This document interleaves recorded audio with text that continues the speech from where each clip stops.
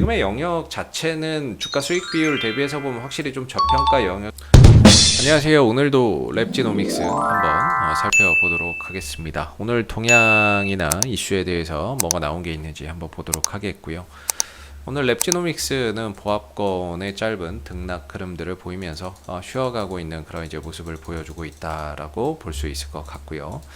대표적인 진단키트 업체가 되겠습니다. 최근에는 이제 신약 개발 사업으로의 어떤 사업 영역을 확장하고 있는 부분들, 그 다음에 이제 백신 개발이나 이런 부분들을 진행하고 있다라는 점에서 어떤 이런 부분들에 대한 기대치, 이런 부분들이 최근 주가 상승에 하나의 좀 이유가 되고 있다라고 볼 수 있을 것 같고요.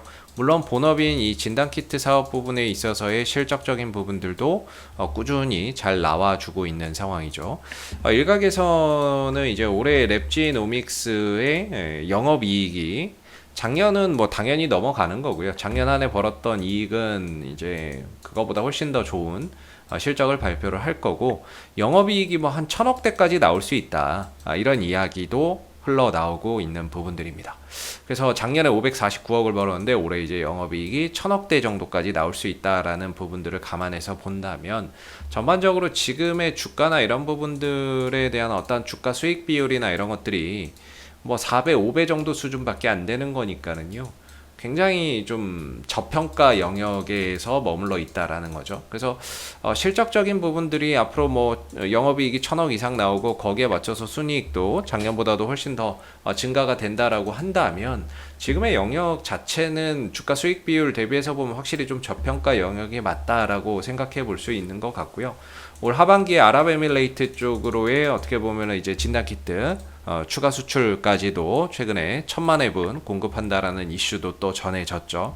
그래서 실적이나 이런 부분들은 확실히 작년보다도 좋은 이제 올 한 해가 좀 될 수밖에 없다, 이렇게 좀 생각이 들고, 다만 이제 요즘에 어떤 이제 코로나 확진자 증가에 따른 주가 상승의 어떤 포인트나 모멘텀은 많이 좀 실종된 것 같아요.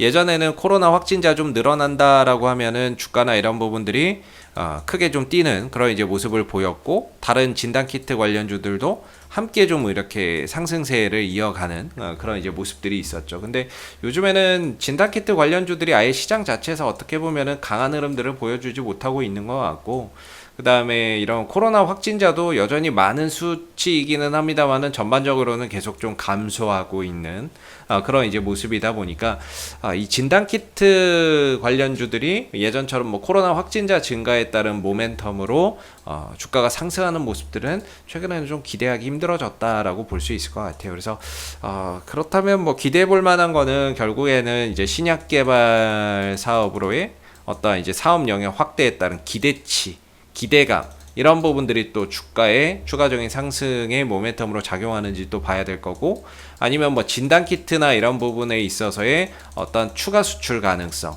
이런 부분들도 혹시 더 나타나지 않는지 또 봐야 될 거고, 그리고 이 진단키트 부분에 있어서의 미 FDA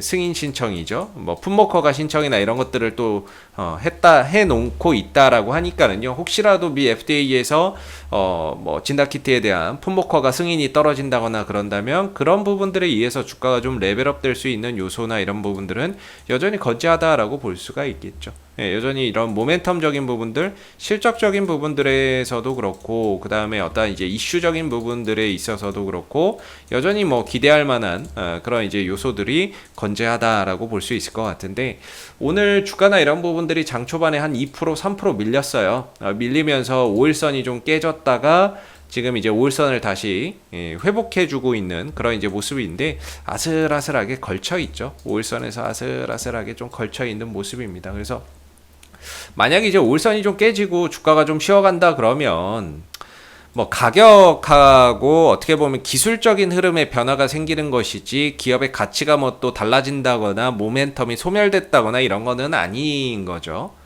그렇기 때문에 일단 뭐 가격 5일선이 좀 깨져서 조정이 나온다 그러면 뭐 가격하고 기술적인 흐름의 변화에 따라서 시간과 과정이 좀 더 소요되는 것뿐이다, 이렇게 좀 생각해서 보면 좋을 것 같고요. 역시나 이제 위로는 37,000원대의 저항대를 계속해서 좀 두고 있는 거고, 그랬을 때는 어떻게 보면은 이런 수렴 형태 속에서 계속해서 과정의 연속이 진행되는 거죠. 제가 보기에도 이런 만약에 이제 패턴적으로 간다면 아직까지는 이 꼭지점이를 현재 구간이 꼭지점이라고 말할 수는 없을 거예요. 우리가 이제 꼭지점은 이런 구간을 꼭지점이라 그러죠. 그래서 이렇게 과정을 통해서 꼭지점에 가서 위든 아래든 방향이 나오는데 현재 구간이 꼭지점이라고 말하기에는 아직 좀 더 이런 이제 수렴 시간, 기간이 좀 더 필요할 수 있다라는 거죠. 그래서 좀 쉬었다 가는 것도 뭐 크게 나쁜 건 아니다라고 보고요. 다만 이제 시간과 과정이 좀 걸리는 것이고, 내려온다면 28,000원대 후반에서 29,000원대 자리가 뭐 저가 매수의 기회라고 저는 보고 있고, 위로는 이제 37,000원을 돌파를 해야 되겠죠. 그래야 그 이상을 볼 수 있는 부분들이니까. 그래서 지금 자리가 굉장히 애매한 것 같아요. 신규로 들어가기는 정말 어려운 자리인 것 같고, 이거 돌파 못하면 밀리는 자리고, 내려오면 28,000원대, 29,000원대에서 좀 저가 매수의 기회는 존재할 수 있다라고 보는데, 현재 자리는 정말 좀 애매한 위치다라고 볼 수 있을 것 같습니다. 그래서 보유자분들의 영역이고, 보유자분들도 뭐 올선 좀 깨지면 뭐 일부 비중 조절해 놓고 나머지로 좀 더 상황을 지켜본다거나 할 수 있는 뭐 그런 자리인 것 같아요. 그래서 전체적으로는 이런 수렴 형태를 가져가고 있는데, 조금 더 내려온다 그러면은 한 28,900원에 28,000원대 중후반에서 29,000원대 정도의 저가 매수 자리가 존재한다 라고 보여지고요. 수급 거래량의 형태는 저는 전혀 문제 없다라고 보거든요. 거래량이나 이런 부분들 이렇게 매수세가 강하게 유입됐고 하락하고 횡보하고 밀리는데 거래량이 전혀 안 나오는 모습이기 때문에 말 그대로 거래 없는 이런 짧은 가격의 변화만 계속해서 나오는 것이지, 수급적인 부분들의 이탈이 없는 부분이라서 좀 떨어지더라도 얼마든지 다시 끌어올릴 수 있는 그런 이제 힘, 에너지는 충분히 존재한다라고 보고 있어요. 그래서 뭐 시장의 영향 때문에 주가는 계속해서 뭐 흔들릴 수도 있지만, 이 종목 자체에 어떻게 보면은 이런 강한 매수의 힘이 좀 들어가 있는 그런 이제 모습이기 때문에 주가가 뭐 밀리더라도 또 어느 정도 조정을 받다가도 다시금 좀 회복해 줄 수 있는 그런 여지나 이런 부분들은 충분히 있는 그런 이제 부분이 되겠고, 우리가 이제 기술적인 흐름에서 분봉상 음봉만 좀 조심하면 됩니다. 음봉 대량의 음봉 거래량만 좀 터지지 않는다라고 한다면 전혀 뭐 문제될 거는 없다. 그래서 고로 오늘 좀 주가가 빠지고 지금 상승이네요. 탄력이 좀 떨어져 있기는 하지만 전혀 문제될 거 없는 그런 이제 흐름의 거래 형태인 것 같고요.